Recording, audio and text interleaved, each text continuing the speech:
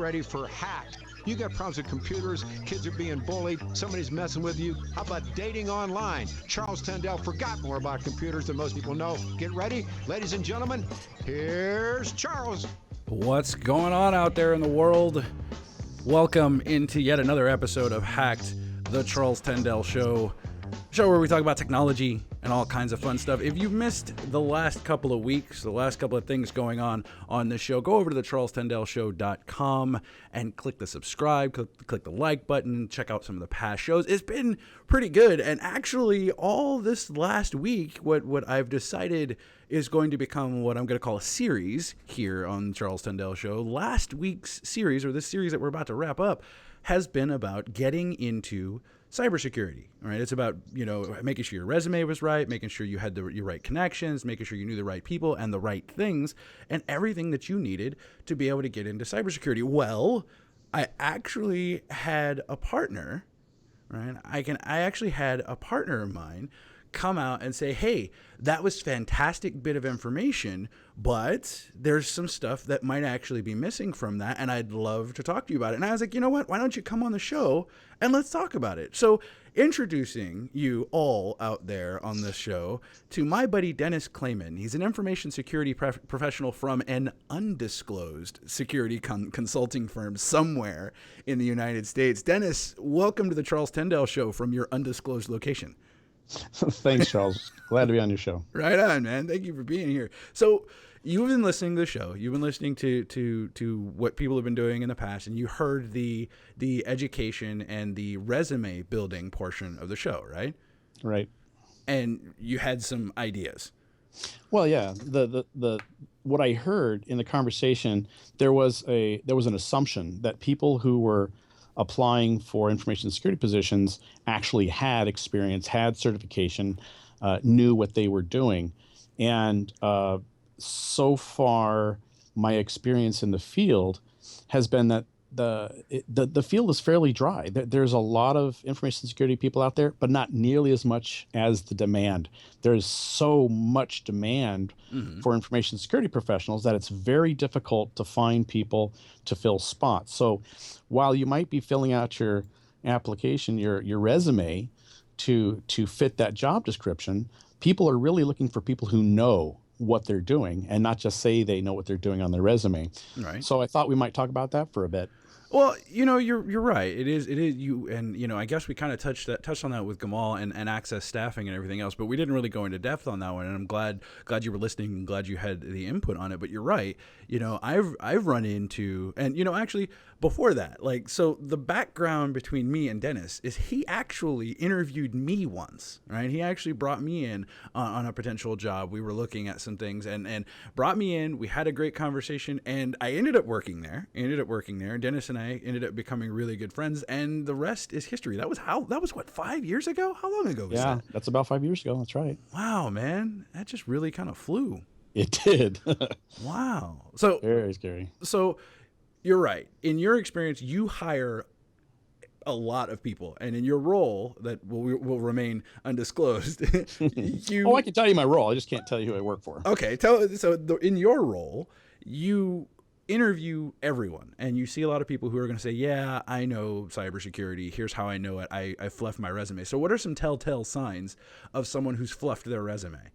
Now that's a great lead-in because that's exactly where I was going to go. I'll tell you about my experience with the interview process. So to clarify, I am a consultant. I work with companies, and oftentimes because of my experience and knowledge, I'm asked to participate in the interview process. I can't be the one to solely interview. That would be a conflict of interest, right? So with the client with me, I provide questions and direction to questions for the candidates to see what they know and see their depth. So first I look for breadth and then I look for depth, right?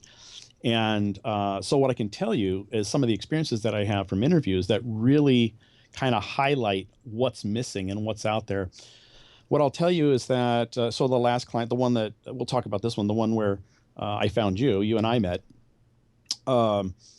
we were looking for a security analyst. It's an entry-level position, essentially, although the client was actually looking for more like an architect, which is 2 tiers above. It's all right. It doesn't matter. Right. Bottom line is a lot of people threw in their resume and saying, hey, yeah, I'd like to try. I've got some experience.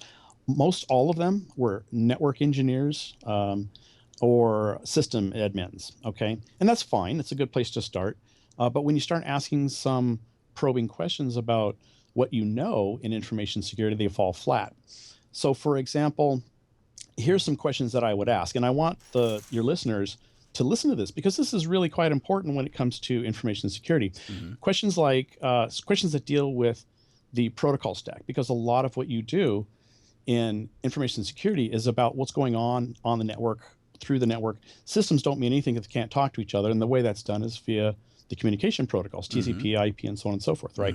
So I'll ask a simple question like, tell me what's port 80? That's a very simple question, right? Port 80, everybody should know, especially a network admin and a system admin, that port 80 is HTTP, which you do on the web. Some knew that, a lot knew that, because I mean, that's a very common port. What's 443? Oh my gosh, I have no idea. Really? Wait a second. How come you know port 80, but you don't know port 443, right? Well, I mean, they're related. Well, isn't the argument there? I mean, yeah. In the cybersecurity space, if you're dealing with web applications, you're dealing with online, you're dealing with penetration testing, you're going to know 80 and 443. You're going to know those. Now, if that's your daily bread, but what I run into a lot are the guys who say, well, or what about the guys who say flat out, hey, that's not what I deal with on a daily basis. I'm a malware engineer. I reverse engineer malware. I'm the guy who looks at data on a different level. Okay, so let's work with that. That wasn't the position I was hiring for, right. And that probably wouldn't be a position that the folks out there are looking for as well, right? But if you're a malware engineer and you're looking for that type of position, then I would expect you to name the top 3 antivirus software. Tell me what types of detection mechanisms do they use to identify malware? Well, Dennis, we've got to go to break. Ed, this sounds like we're about to get into a really good conversation of the don'ts in your resume that we didn't cover last week. So if you're just joining, this is Hack, the Charles Tendell Show. We're talking about how to get into the industry and how to actually make it.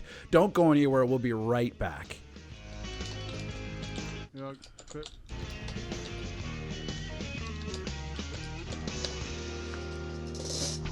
Denver's Money Talk, 1690 AM.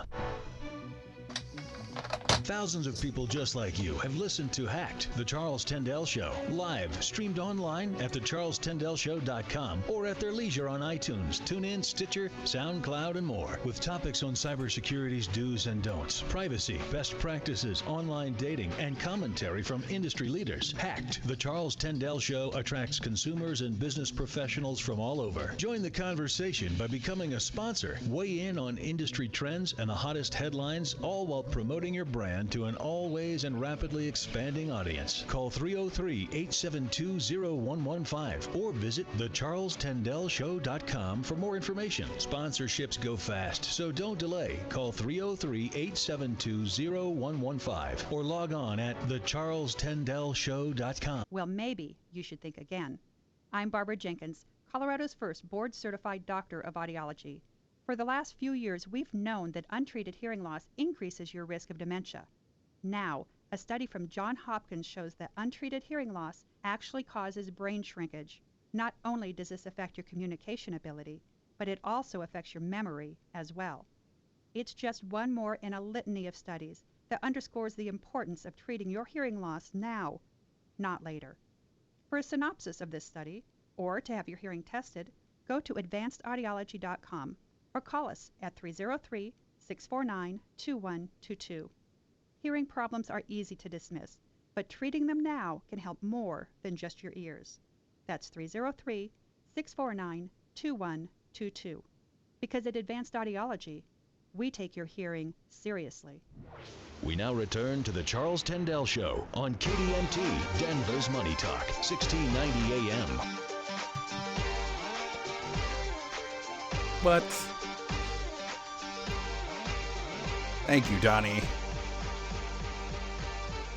Fantastic story about that song.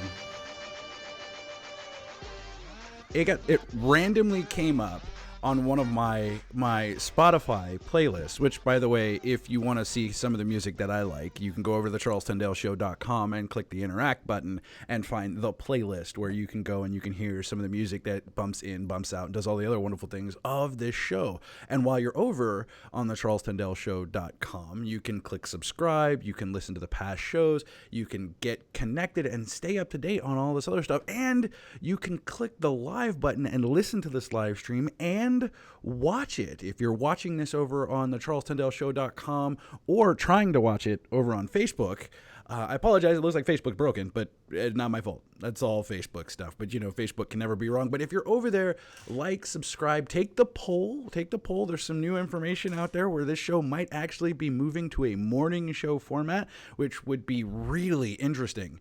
Either morning or going late night. I don't know what I want to do yet, but it's good to keep going. So we'll see what's going on. So go to the charlestendellshow.com. You can learn all the stuff over there. And if you're interested in getting involved and sponsoring the show, you can find information there as well. On this show today, I'm talking to a friend of mine, my buddy Dennis, from an undisclosed consulting agency who is a cybersecurity consulting professional who spends his time hiring people and rooting through whether or not they actually know what they say they know on their resume. Welcome back, Dennis. Thanks, Charles. Hey, so right before the break, we were talking about padding your resume, and you started that you were asking protocol questions, port 80, port 443. You know, you're asking these different port questions and these different protocol questions, and you're getting guys who don't know it. They're choking on it, right? So could it be plausible that I know you said, hey, that's not what I'm hiring for, but could it just be plausible that these guys don't? They're not in that field. I mean, isn't there so many niches in cyber right now where it could be plausible that somebody wouldn't know what you know, unencrypted and encrypted web traffic are? Oh, absolutely. Okay. I mean, it would be very odd for me to have a network engineer not know what those are. A system admin, maybe I could get away with it, but as a system admin, I would assume that you run web servers. In fact, I'll even ask him, have you ever run a web server? Yes. What port is it? I have no idea. Really? Right. And that I've seen happen. It's a little odd, but I mean, I think I can understand that better than the network engineer. The network engineer has to know the ports because when they deal with access control lists and firewalls and IDS, they need to know those. And so they tend to know it more. Right. So, I mean, that again, so okay. So you got the guy, you're making the assumption that he's going to know what you're looking for, but what happens when he doesn't? Like, is he one and done? Oh, no, certainly not. I mean, like I said, I go broad first and then I go deep, right? Mm-hmm. So like, for example, I might go into another area, physical controls, right? Okay. Tell me what type of control a door is, a door and a lock. What kind of control is that? And I would expect to hear it's a physical control, right? Mm-hmm. And as an example, one of the interviewees, one of the candidates said that is a technical control. And I was a little it's thrown off by that. How do you get technical? Well, because it's like a firewall. I'm like, oh. So, I mean, you don't stop at one thing. You got to go across the spectrum of what an information security professional would look at. I mean, you've got if you take a look at the common domains from the CISSP, for example, you've got physical controls, you've got access control, you've got encryption, you've got legal, a mitigations, broad spectrum. So on. Yeah. Go ahead. No, I was just saying is mitigations and so on. But even still, I mean, so what is the problem? So the guys, they're coming in, they're applying, they're interviewing, they made it to you, which that shouldn't really happen, should it? I mean, it shouldn't. They're making it to the hiring. That's what I'm saying. What happened was and this is what I heard on your on a previous show. This is what you would say in your resume. Well, that's how they got in because they said that on the resume. Now, when I ask them about it, they don't actually know. Right, but that's what I'm saying. So it's on their resume. But isn't there another layer? I mean, in all the jobs that I've ever interviewed for, there was another layer. There was the recruiter who's like, your resume is fantastic. Let me get you over to the hiring manager. There's the phone screening interview, right? There's the hey, does your personality match or whatever? And then if you make it to the second interview, that's the one where you ask all the questions. At least that's how I remember the process. I interviewed with oh man, who was it that I talked to first? Maybe it was you. Yeah, it was a long time. I think it was me first. We wanted to find out if you're technically qualified. Yeah. If you are, then let's find out if you're personally qualified, right? Yeah. Well, I mean, so you've got this person. They're on the phone. They're talking about, they know what they're doing. They're in cybersecurity or they're doing their stuff, and so it's not lining up with their resume. Now, do you check this person and say, "Hey, that's not in your that was in your resume"? Not for me. No, I don't care.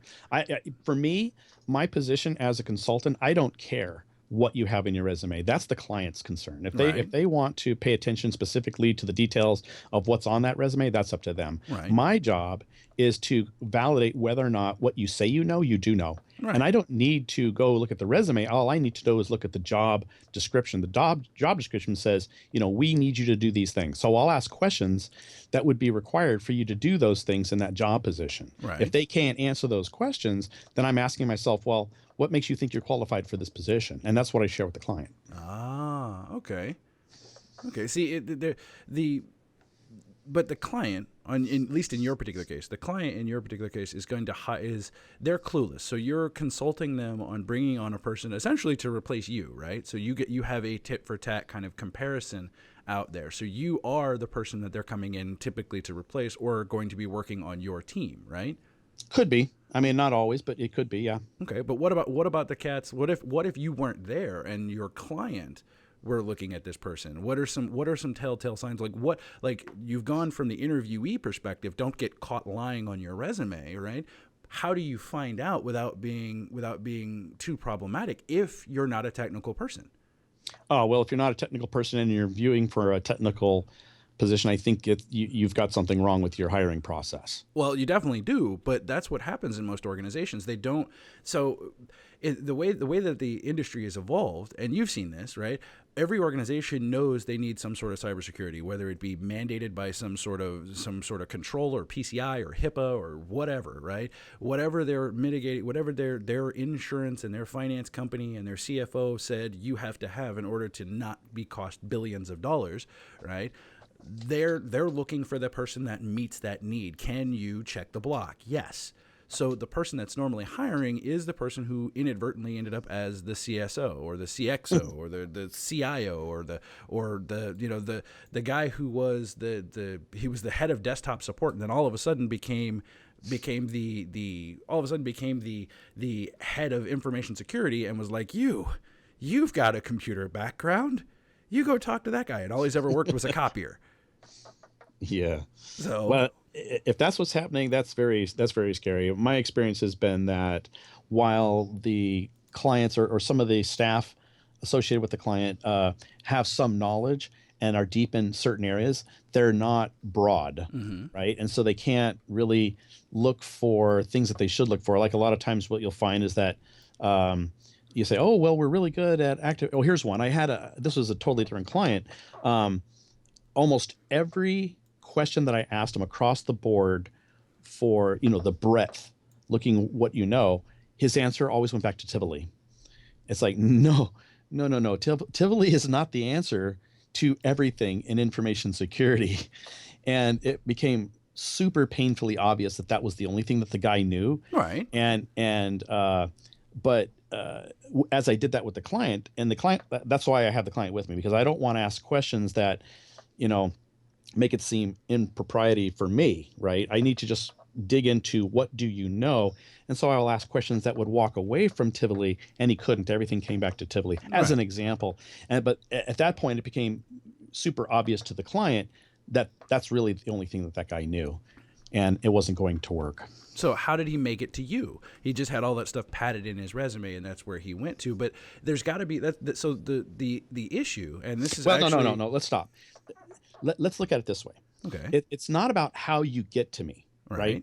It's not about that. It's really not about that. If you think that's what it's about, excuse me, not you. If your audience, if the ones who are interested in information security positions, if that's what they're interested, just getting in front of somebody, that's the wrong approach. Okay.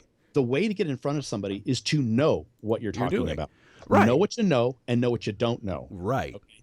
The rest of what was already covered, how you address your resume, that's all very correct, right? Right. But make sure that you know what you know and know what you don't know. Okay. Right, and that's what I'm talking about. So then the question becomes: these people, these cats, they know what they know what they don't know, but they're looking for their next career move. So there's pressure on them to want to be the right fit and to get in there and to get the experience and to they and it's a very broad subject, so they don't necessarily know what it is they don't know. And instead of so it sounds like the pointer in that one is to be, look, hey, if you don't know, don't try and BS your way through it in an interview. Actually say, I don't really know. Right. I don't know. Yeah, that. exactly. That's right. I will do some research. It's much better and come to be back. honest about what you don't know Yeah. than to BS about what you think you do know. Right. And I'm actually all next week I'm going to be doing a whole series on education, and this is a perfect way to get in there. Can't you validate someone? What about if they've got like certifications or they've got degrees or anything like that? Is that a good benchmark to start at? That's an excellent benchmark. I wanted to cover that. Oh. So let's pick a certification. Let's pick CEH or CISSP or any of the certifications, right? So the assumption is that if you've passed that certification, you know something about that field. And number one, the first thing I can do is I can validate the certification. Okay. Right. That means you are capable of passing the test. And yes, in fact, you do have that certification. Second, right, everything that's covered within that certification, you should know something about. You don't have to know everything. It's not possible. You can't memorize everything. That's not the way it works, right? Mm-hmm. That'd be really wonderful if you could, and some people can, but not most, right? Right. So what you do is you start focusing on the things that you would expect that person with that certification to know. Right. Go broad across that spectrum, and then go deep into areas that they feel confident with. And then you have to make your judge. That's going back to the client. The client has to decide whether or not the depth in a particular area that the candidate is in is sufficient for their needs, or do they really need more breadth? Right. Right. See, but you're right. That's a good way to go. That's the other aspect of it, though, is I've got a ton of certifications, right? And I've got a ton of them, right? And I got them because they look fantastic on paper, but all of my knowledge has come from things that I've done, work that I've done, people that I've interacted with. And mind you, I'm the guy that sits in the big chair now, so I don't get to play in the labs much anymore, right? And I know when my analysts are way better than I am, and at Azorin, you've met my guys, they're they're scary, but even for me, but it comes down to the certifications really don't measure what you know. They measure how well you take a test. So what is it? But I guarantee you, like for example, the CISSP, well, even the CEH at times, but definitely the CISSP, you can't just walk in and take that test. It's not that easy. And even if you fail, the process of studying for that, you're going to know a lot more about information security than any of those interviewees that came to sit in front of me. Right. Well, okay. So, I mean, what about the distance from your certification? You got certified, you're CEH version 1. You're an original CEH.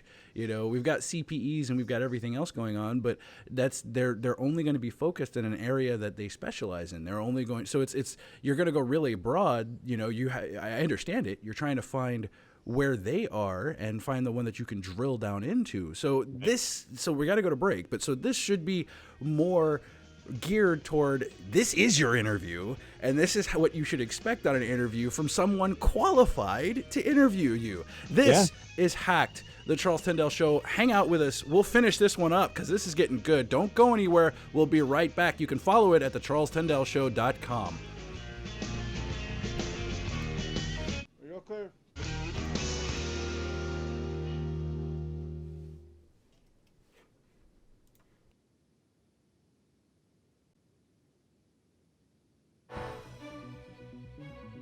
Thousands of people just like you have listened to Hacked, the Charles Tendell Show, live, streamed online at thecharlestendellshow.com or at their leisure on iTunes, TuneIn, Stitcher, SoundCloud, and more. With topics on cybersecurity's do's and don'ts, privacy, best practices, online dating, and commentary from industry leaders. Hacked, the Charles Tendell Show attracts consumers and business professionals from all over. Join the conversation by becoming a sponsor. Weigh in on industry trends and the hottest headlines services, all while promoting your brand to an always and rapidly expanding audience. Call 303-872-0115 or visit thecharlestendellshow.com for more information. Sponsorships go fast, so don't delay. Call 303-872-0115 or log on at thecharlestendellshow.com. The Colorado Business Roundtable brings you Connect and Collaborate, weekdays from 4 to 5 p.m. here on Denver's Money Talk, 1690 a.m. Hear from key leaders in Colorado's business community, advocating for proactive business policies that strengthen the economy and help business grow and thrive in Colorado, as well as helping to make Colorado the best place to live now and for generations to come. Connect and Collaborate, weekdays from 4 to 5 p.m. right here on Denver's Money Talk, 1690 and MoneyTalk1690.com. It's a difficult decision. When you finally decide to have your hearing tested, where do you go for professional care?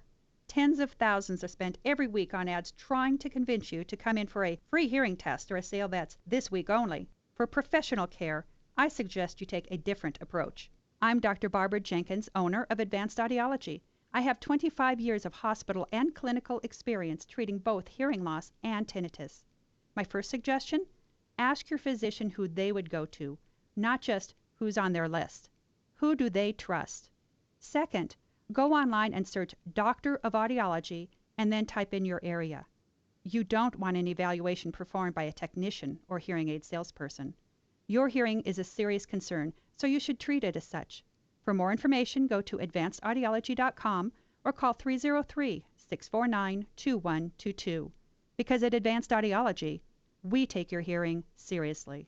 Take your home like it is and let us help you make it like you want it. Hi, Dan Cicchini, Done Right Kitchens and Baths, Windows and Doors. We've been doing just that for over 30 years now. 800-362-8370 or drhi.com. Dear John, uncontrolled high blood pressure is serious, and I can quit whenever I want. But when I quit, you quit.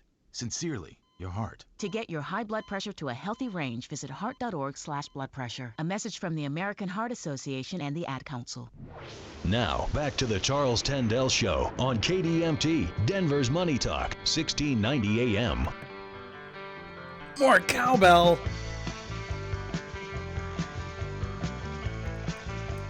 If you really haven't watched the Will Ferrell version of this, right, you probably should.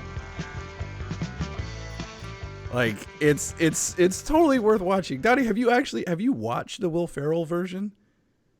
Yes, many times. Man, the more cowbell. Oh my goodness. I love that one. Like every time I hear that song, and it will now forever, because of the internet and short videos, be known as more cowbell. I wish you mixed in a Harry Carey with that. That'd be awesome.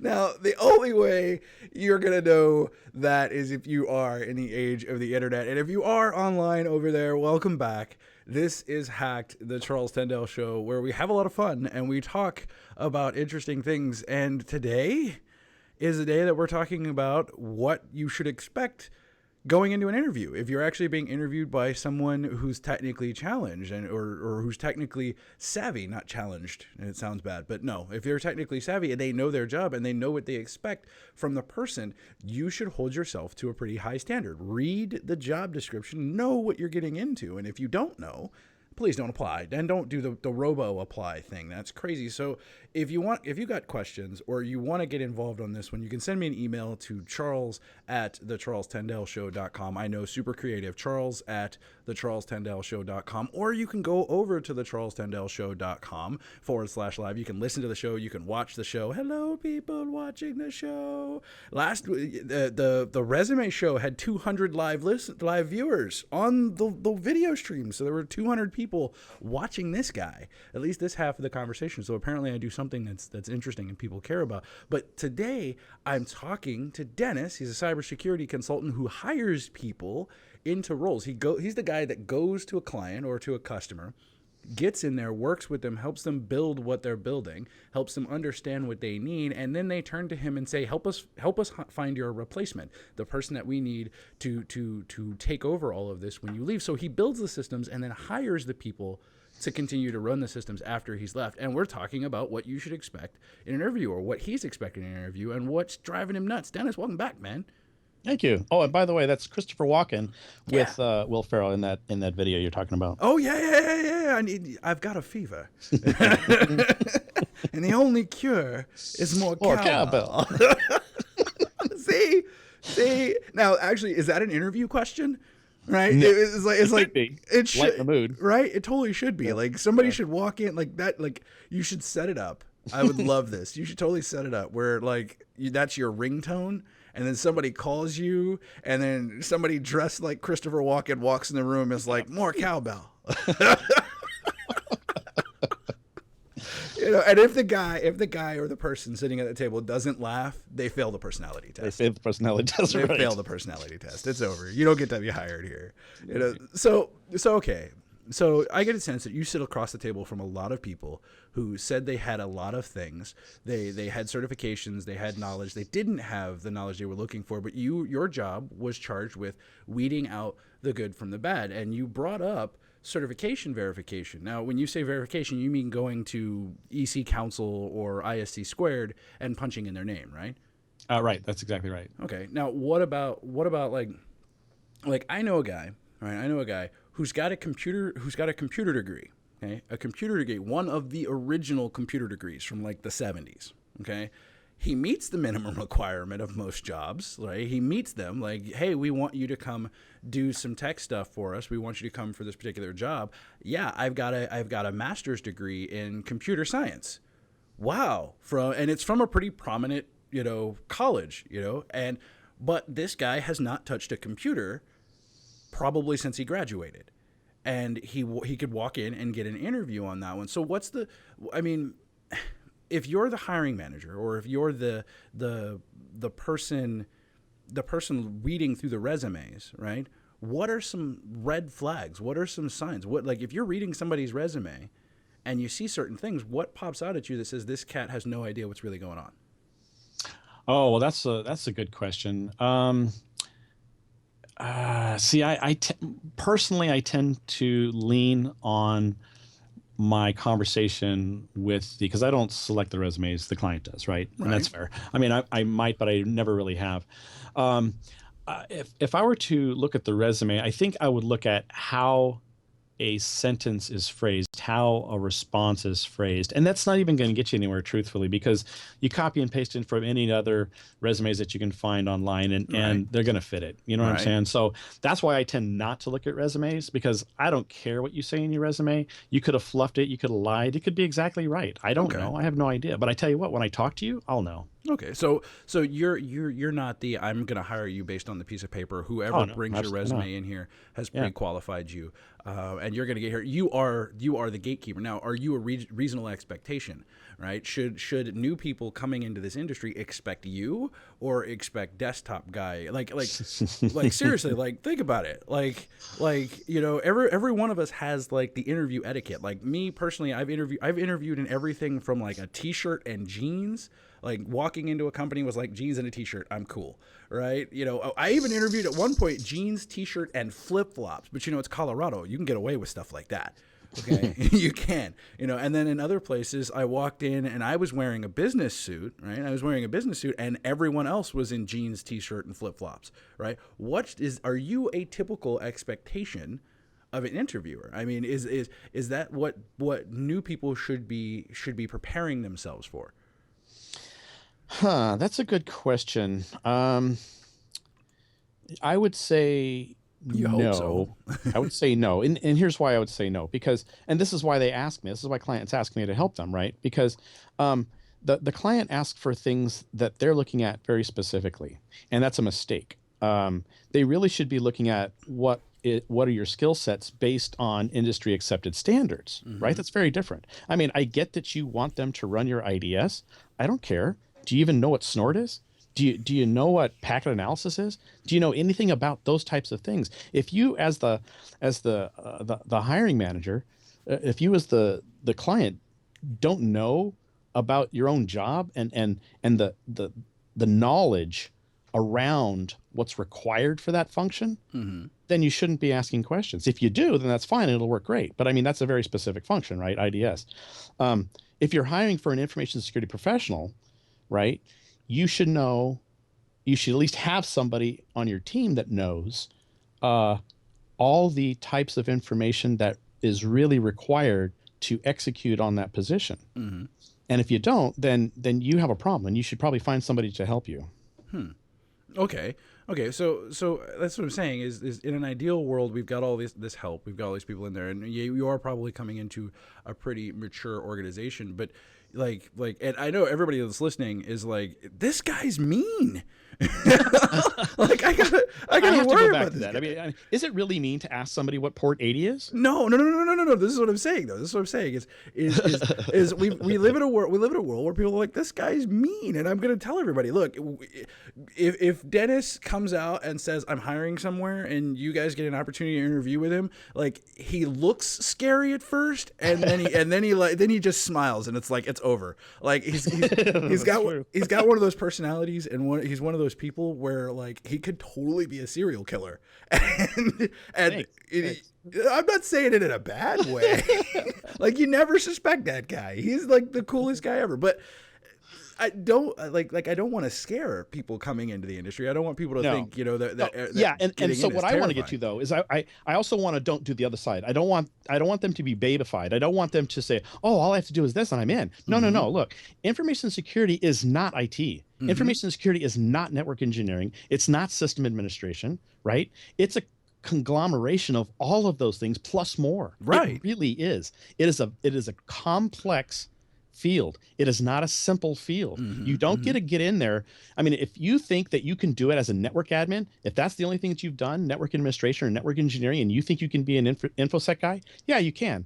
All you're going to do is firewall administration. Yep. All you're going to do is IDS administration. Okay. Mm-hmm. You're going to do vulnerability scanner. That's all you're going to do. Okay? Yeah. You're not going to do pen tests. You're not going to do vulnerability assessments. You're not going to do risk assessments. You're not going to write policy.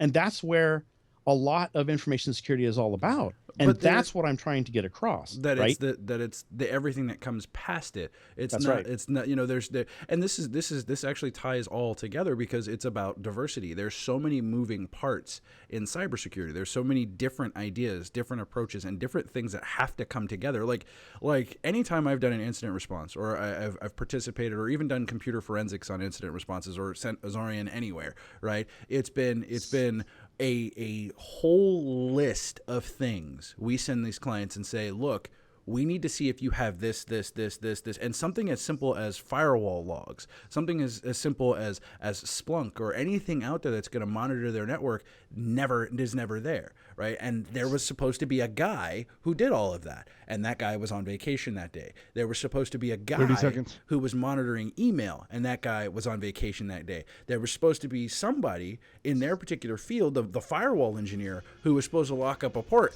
but he didn't. And you got all of these people that work together as a team. So synergy and teamwork is a big deal, and diversity is a big deal. And I apologize, I went on a rant. We'll be right back. This is Hacked, the Charles Tendell Show. Here's clip. Denver's Money Talk, 1690 AM.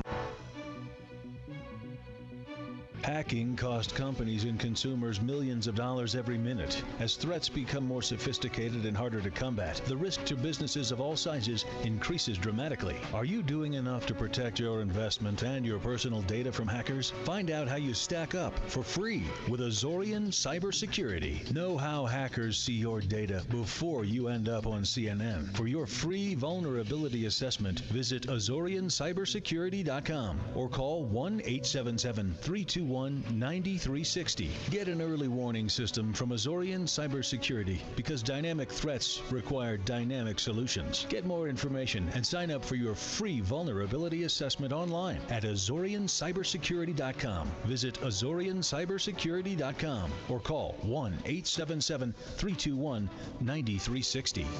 What if I told you there's a wealth management firm that offers a 100% satisfaction guarantee? Think it doesn't exist? Think again. Hi, I'm Mo Ansari, president of Compact Asset Management. When you start a new relationship with Compact, we'll create your customized investment portfolio and financial plan dedicated to help you reach your goals. Try us out for a year. If you're not happy for any reason, you'll get all of the management and maintenance fee that you paid refunded. This is our 100% satisfaction guarantee. Dial #250 on your cell phone and use the keyword Talk to Mo to To find out more, again, from your cell phone, dial pound 250, keyword talk to Mo. Satisfaction guarantee doesn't apply to fees and commissions charged by third parties for such things as insurance products or mutual fund redemptions. It also doesn't apply to any market losses which might occur in an account. For additional information regarding this guarantee, please see the disclosure brochure available at the time you enroll or upon request. Compact Asset Management is a registered investment advisor. Funds custodian, Fidelity Institutional Wealth Services, member FINRA SIPC.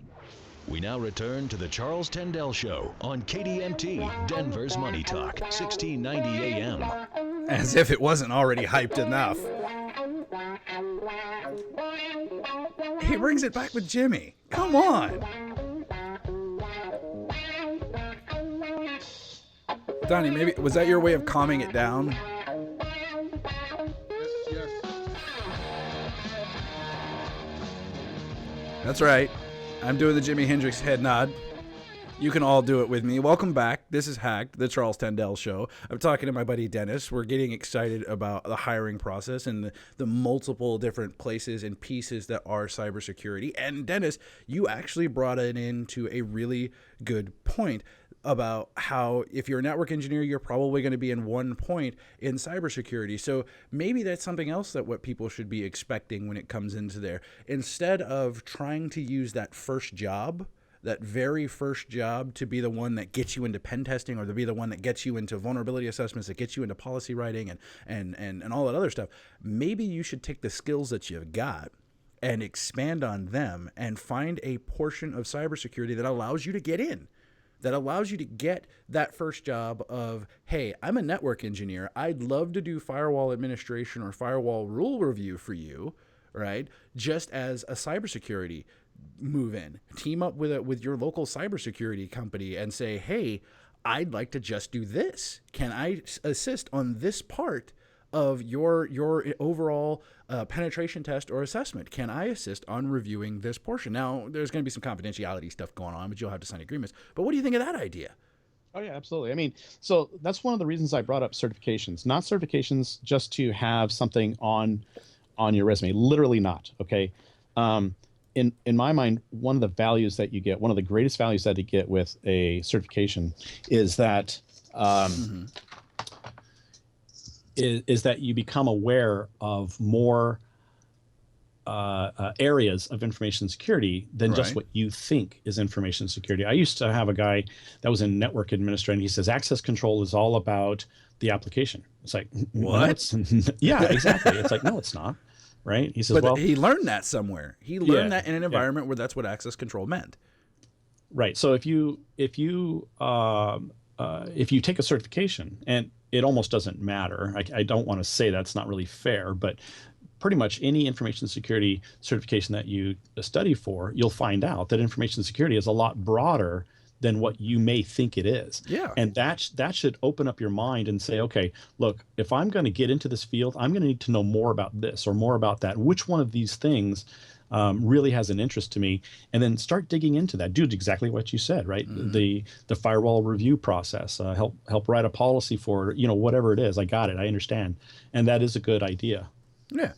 And I bring that up because I see, there's a good entry barrier, there's a good idea for things, and actually now's a good opportunity. I mean, that's Hackers List is what I built that for, is where people could take their skills, could take what they have, what they know, and maybe get involved with other organizations or other companies and all those other wonderful things. And I'm still actually working that system all out, but that's the idea, is to give these cats who want to get into cyber, who are in cyber and have good skills, and they want to dabble in another one, or they want to freelance somewhere else without making the super commitment, that's a good tool to do it. So the idea becomes understanding your limitations, seeing where you want to go, and then working to get there. You see the end destination. I had lunch today with a good buddy of mine named Brent, who hopefully is going to be on the show because he's got an amazing piece of technology, man. Like, I have to send you some of this. This is some cool stuff, but it's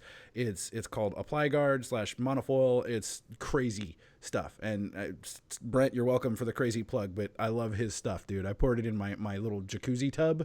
And man, I'll send you the video. But the idea, I was talking to him about seeing where it was that you want to be, who you want to be, what you want to be in your career path. And everybody's like, fake it till you make it. Well, no, you're never going to make it if you're faking it.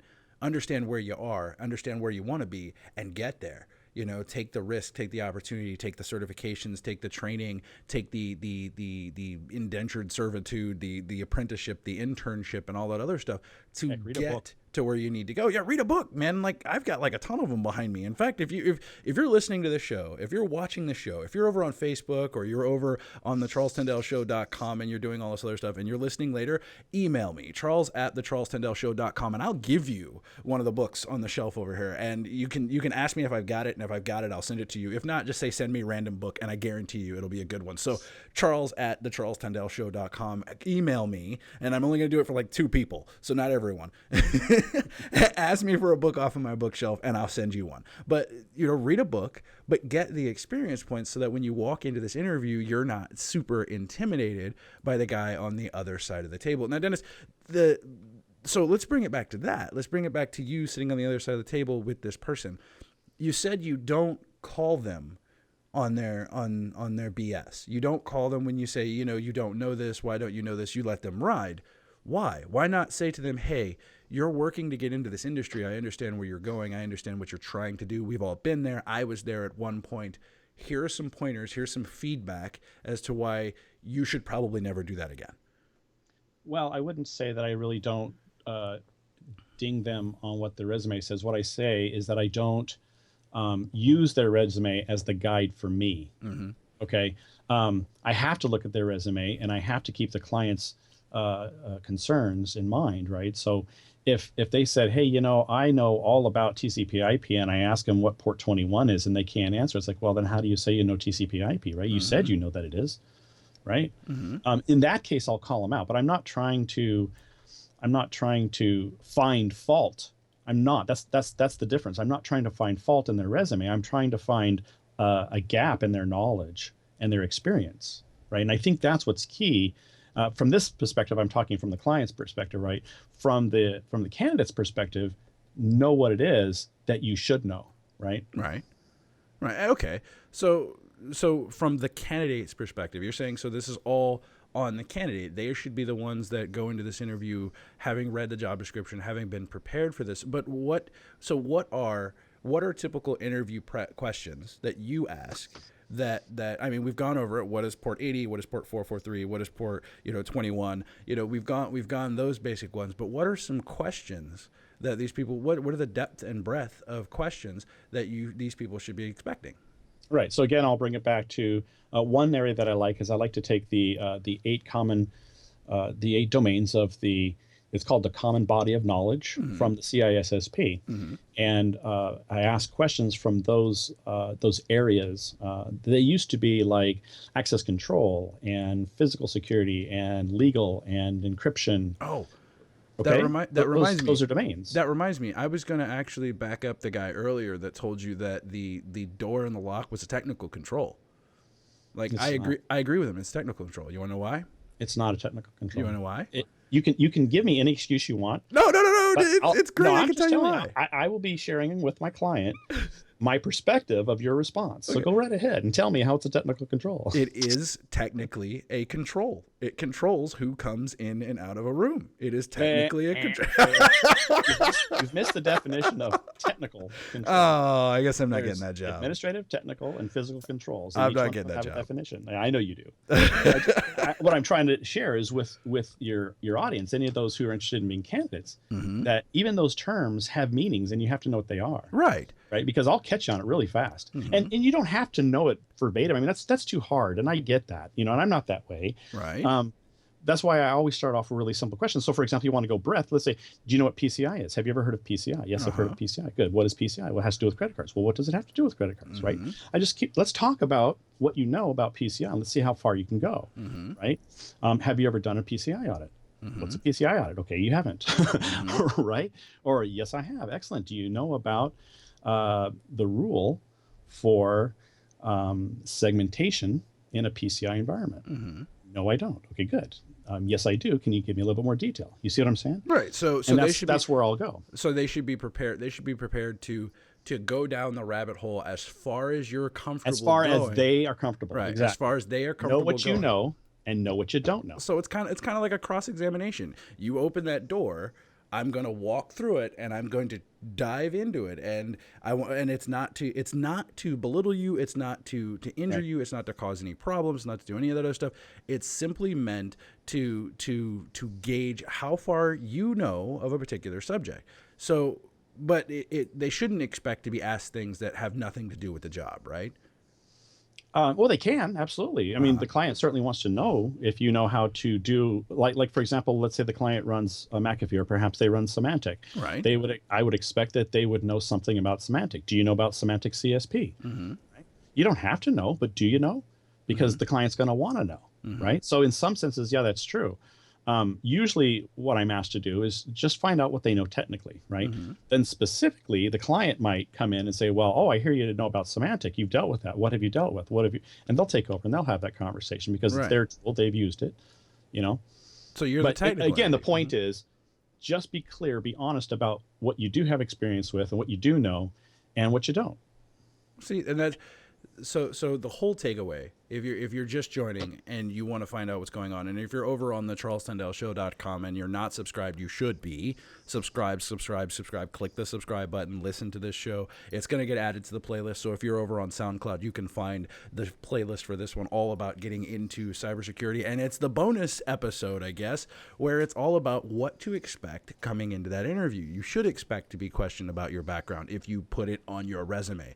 You should expect to have any door that you open as far as cyber. If you say that you know the OSI model like the back of your hand, be prepared to tell me what's happening on each layer. Be prepared to go as deep down that hole as possible. If you say that you know TCP/IP, be prepared to get questioned on it. So don't bite off more than you can chew, and don't be afraid of saying flat out, I don't know, because this is information security. This is cybersecurity. This is a technology field where everyone doesn't, where there's no one in this field that knows everything. That's the easiest way to say it. There's Absolutely no true. one in this field that knows everything. And if you present yourself as the person that knows everything, you're going to get called out. You're going to get trounced on. You're going to get attacked. You're going to have, and trust me, I don't mean it in a negative way. I don't mean it as a negative way, but it's real quick to embarrass yourself if you go out there and start claiming you are something you're not.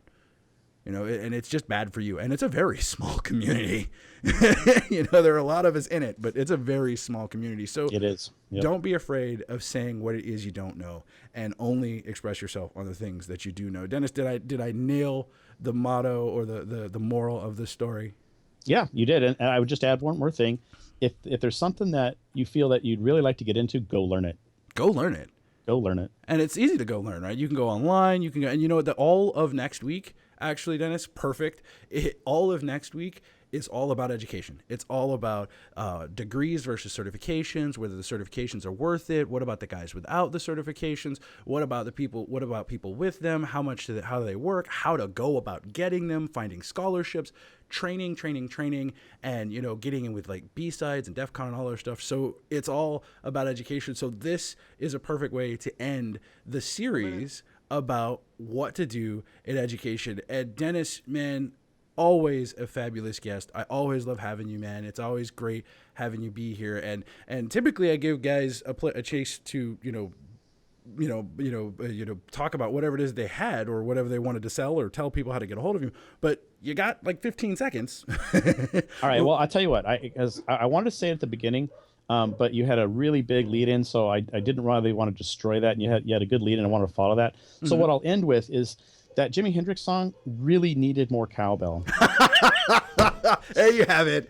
Jimi Hendrix could have also benefited from the cowbell. Dennis, I love you, man. Thank you for being on the show. If you guys are just tuning in, this is Hacked, the Charles Tendell Show. Come back here. We'll be here tomorrow. We're going to talk to, CISO. Don't go anywhere, or see you tomorrow. We'll be back. KDMT Arvada, Denver. We're all about money. Denver's all new 1690 AM.